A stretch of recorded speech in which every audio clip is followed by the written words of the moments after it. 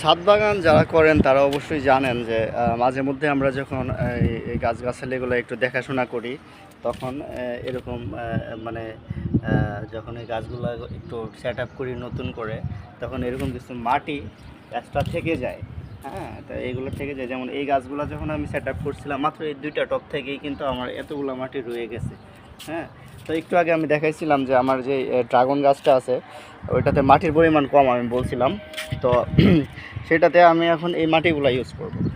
এই মাটিগুলা আমি আস্তে আস্তে, যেহেতু কালকে বৃষ্টি হয়েছে সেই জন্য এগুলো ভিজে গেছে, আসলে আমি এই মাটিগুলো এখন শুকানোর জন্য দিয়েছিলাম, তো রাতে বৃষ্টি হওয়ার কারণে ভিজে গেছে। যাই হোক, ব্যাপার না, আমি এগুলা নিয়ে এগুলা এখানে সার মিক্সড করা আছে, জৈব সার, তারপর হচ্ছে এরকম মানে বিভিন্ন ধরনের সারটার মিক্সড করা আছে, মাটিটা ভালো।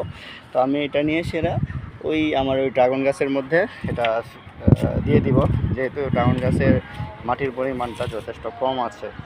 ঠিক আছে, এটা সবাই খেয়াল রাখবেন।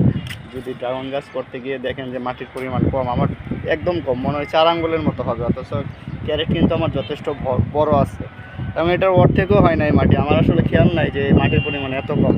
অনেক দিন আগে আমি গাছটাতে হাত দিয়েছিলাম, আর আজকে এতদিন পরে যখন দেখতেছি যে ফুল টুল কিছু আসতেছে না, তখন আসলে আমার খেয়াল হয়েছে যে এটা একটু দেখি কী অবস্থা।